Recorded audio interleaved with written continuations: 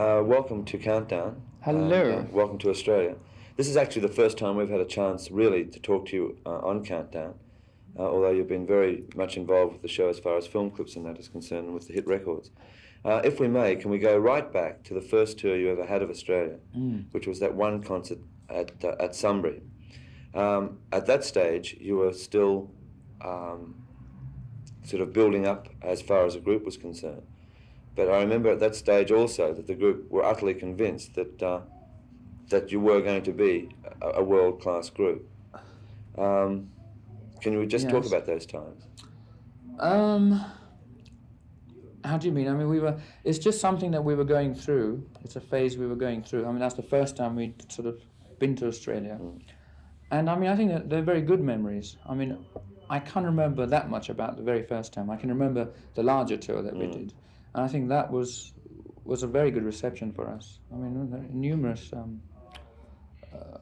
little incidents that happened, which were sort of great. Yes, what I was trying to just go back to, that first time you had already built an amazing visual image on stage.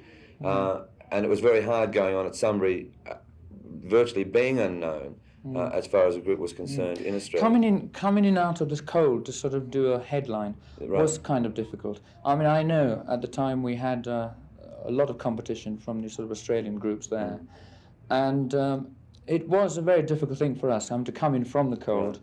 And it's something that you sort of just learn by experience. I think it was a good thing to do, because I mean, we had to, rather than sort of do a slow build-up, just come in there on the top and sort of say, we're Queen, this is what we're all about. Right. And it's nice to sort of go in at the deep end. And from then onwards, I think, all it needed was for people to see us on stage. I mean, the most amazing thing was that from an unknown group, and seeing the determination of the group itself, that you were determined in actual fact to break into a world market, that 6 months later, after Sunbury of that year, in Australia, you were in fact becoming one of the world's top groups. Was it hard before that? I mean, like prior to... No, I think we've sort of, our sort of history, if you sort of go back, our sort of climb has been very quick, and I think that's, you know, it's just great. I just think we've the ball sort of started rolling, and then it sort of went so fast during, say, Bohemian Rhapsody time. I think things were moving so fast we couldn't even keep up. I think we've been very lucky, actually. I think we've been sort of, our timing has been right, and we've been in the right place at the right time. And say, for example, in America, I mean, we only did one support. I mean, we've only done one support sort of tour in our lives, really. So we have been lucky.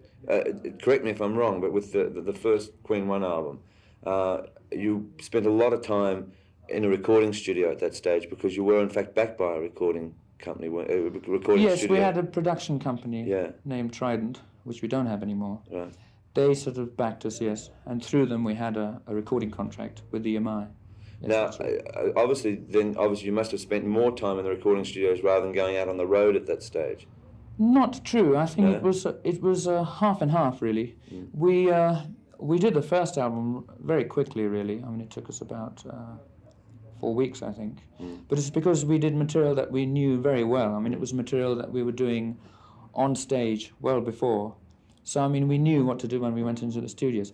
Then on, it was all sort of what I call very new material, and a lot of it was written in the studios. Well, when did the spectacular stage thing, which you had on the first tour in Australia, when did that start to evolve on stage? I think we had ideas from the very, very early stages. I think it just developed as we got to do more gigs and as we gained experience and things like that. I think there were a lot of ideas that we wanted to try out both on record and on stage. But it's something that you can't do all at once. I mean, you've just got to be in the right sort of stage in your career to do larger things. Like you couldn't start off with a huge entourage of lights, because, I mean, we weren't doing bigger venues. So you had to sort of like wait for your turn. But it came pretty quickly, I think. Now, with Queen 1, Queen 2, Killer Queen, you were building up an immense album following with those albums. Then, and also, I mean, you were also breaking into the singles market in quite a big way. But with Bohemian Rhapsody and A Night at the Opera, I mean, that was the absolute breakout. Yeah, well, that really tore the market up tore the market up and down, didn't it? I mean, it sort of it just kind of got us a totally different. It got us to a very different area. I mean, the cross section of sort of the public then was so different. I mean, we suddenly realised we were playing to mums and dads, and I mean, like, the people that were coming to see us were totally different. And I think it was a very good thing, because, I mean, it was just gathering a much larger sort of audience, really. Yeah.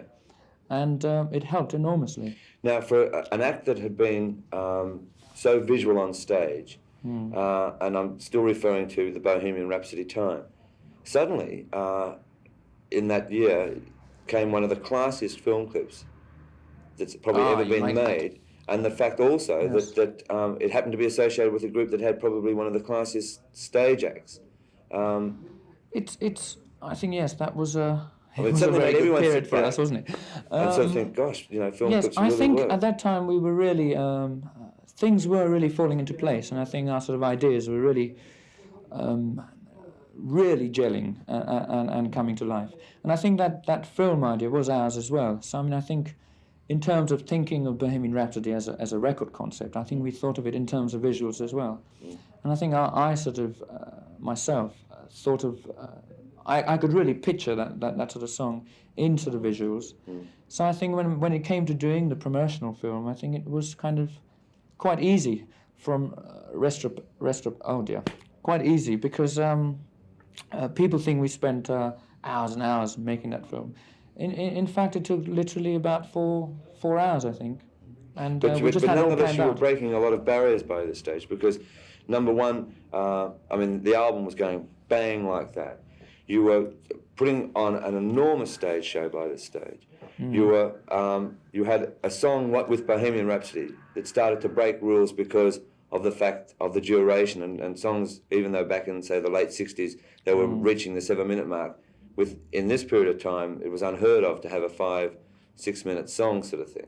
And yet you were absolutely adamant that no one was to cut that down. I think basically what we do is the way we choose singles are sort of their album tracks, basically. I don't think we actually write a single and say this is going to be the single.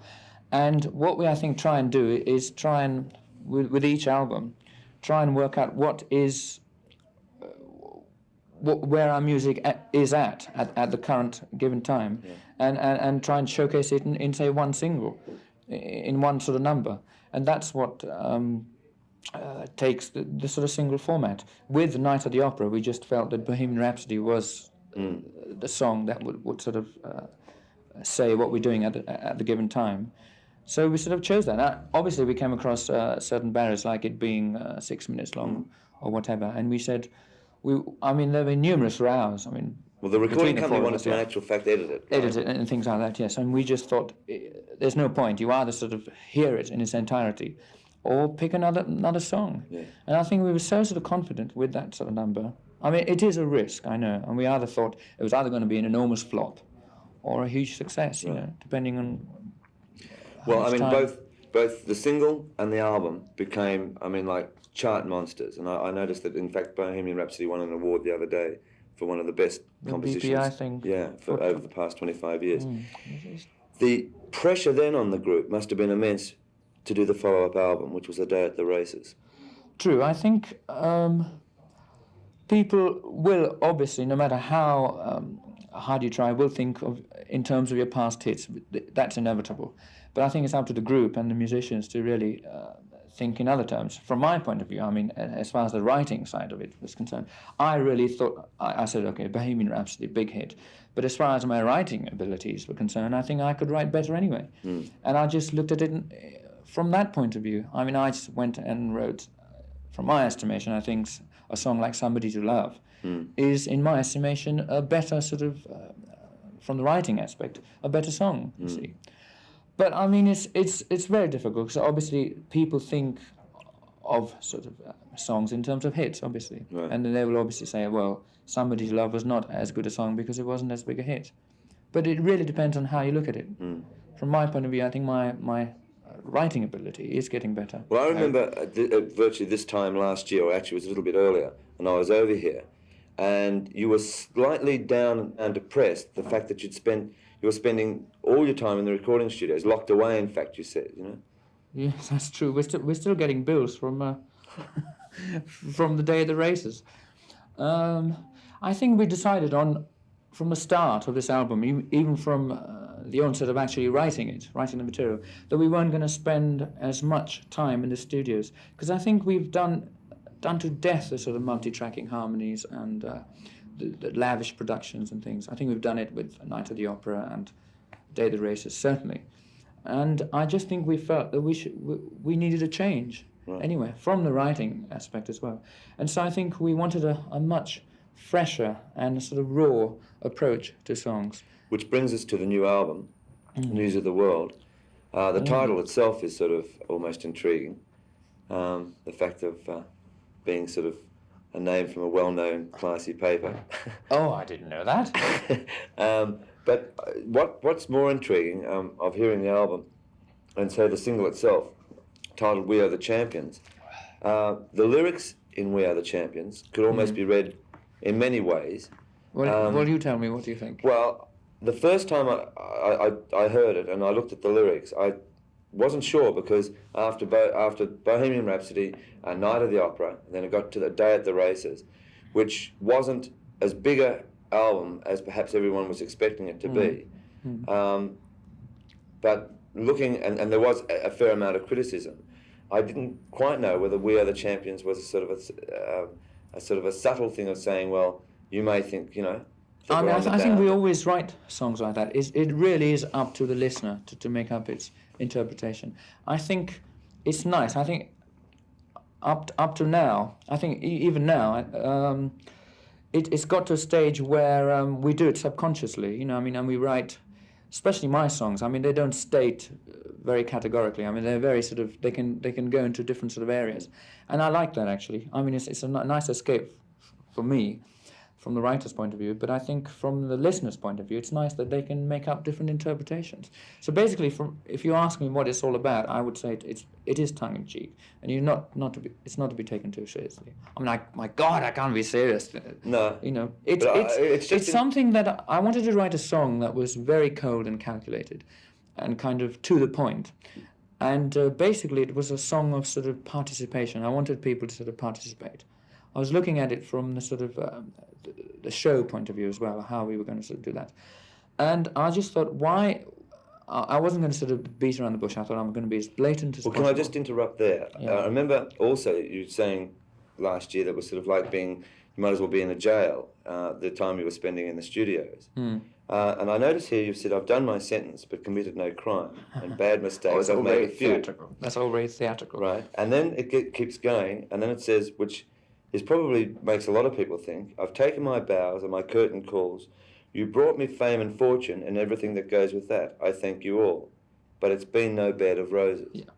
It's my way of saying that to a lot of people, I mean, that's like, a lot of people think being a rock and roll star is kind of going to a studio, making a disc, and then going around spending all the money, which I don't think it is. And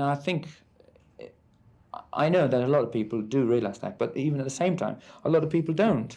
They think it's a very easygoing life. And I mean, like, a lot of people still think, when I say, oh, we're going to America for a tour, they think, oh, nice long holiday. And that's just my way of saying that it's not easygoing. I mean, God, I mean, don't for 1 minute think that it's all peaches and cream. Well, I find There's no bed of roses. I find it intriguing then. It's hard work. That suddenly, I mean, like this album, and I don't know what yourself or John or Roger or Brian were anticipating, but suddenly this album's only been out a day or so. It's already broken into the albums chart in England. It's got rave reviews in America so far, of the people that have heard it. The single is just becoming a giant. It's working for us. We're very pleased, actually. Yeah. It's nice. I think it's a very good step for us, because we're moving away from what people thought. I mean, they thought there's going to be another Marx Brothers title. Yeah. There's going to be another very overproduced album, and I think they're in for a shock, because I mean, a lot of it sounds very different, and it's very interesting from our point of view, because I don't want to sort of churn out the same old formula or the successful formula. I mean, I don't particularly want to sort of write a whole load of rhapsodies, you know. And it's very interesting for me to write songs like Get Down, Make Love, which is sort of something that we're not used to doing. So it's interesting from our point of view. And if it comes out okay, it's great, you know, something new. Now, may I ask you a couple of pertinent questions? Oh, what are they? The first one being like one of the world's top groups, and how nice. living in a country. Well, I mean, it's Yeah. true. You're going to ask me about taxis, go on. No, I'm not. Thank God. Living in London, with the punk rock craze coming along, What's that? does it become a challenge? You know, in the sense where It's you're finding these amazing contrasts, and like you'll find the punk rock writers who will follow a certain stream and may try to put down the established top world acts of today. I mean, is it a challenge to you and the rest of the guys? It's always been a challenge. You know, I mean, it doesn't matter what, even if there is a new movement or call it what you want, there's always a challenge. I mean, take for example the charts today. I mean, at the moment, I feel there's enormous competition with just the established acts. I mean, there's ELO, there's ABBA, there's Rod Stewart. So I mean, you know, there's always competition, and we're never going to sort of. I'm never one for resting on my laurels, really, because I always know there's that competition, and that's what keeps us, you know, keeps the driving force there. Well, but with the new stuff, I think it's all healthy. I think there's always going to be a kind of a new movement, because I mean that's how we started. Can I be bold to say that then I think it almost brings the cunning out in you. I think you almost enjoy it. Oh yes, I mean the day where we sort of say that, well, we're the greatest or whatever. I mean there you are, we're the champions. I mean it's not meant to be taken. But one could almost look at it that way as well. Yeah, I mean we certainly haven't hit our peaks. I mean there's always, you've got to keep going. I think there's so much we still have to do. So I think the competition is always there, and whether there be a punk rock movement or call it what you like, it's all there. Now may I tick you off, just you and the rest of the group off, Right. just in this one sense, where you've done 2 amazing television specials, in the sense that they're in the can, especially the Hyde Park concert, and like I was lucky enough to be in London and see the concert, but really the rest of the world awaits to see Queen and Hyde Park on video and television. I think everybody's... The rumour is that the reason it's being held up is that they're waiting for Queen to go in and edit it. Who told you that? No, actually, what is being done at the moment is we're doing a sort of, I think, an hour to an hour and a half long documentary. I don't know if I told you that. And that's where I think that's going to be very good for us, because I think a lot of people have been waiting to actually not just see little spasmodic... Which we did see as far as the singles stuff was concerned. Yeah, I think people now want to see a more in-depth sort of thing on Queen, and I think a documentary is really inevitable now, and we're sort of working on it right now. So I mean, I think the release date is set for February in this country, and then ultimately it's going to go all over the world. So I think it's going to be much more sort of much more in keeping of what we're doing, rather than sort of see the odd promo films. Well, can I congratulate yourself and Brian and John and Roger on a great album. Well, thanks very much. And a good single. And all I can say is thanks for being on Countdown, and you've got to come down to Australia soon. Will do. Thanks very much, Freddie. Thank you. All right. Yes. 45-1.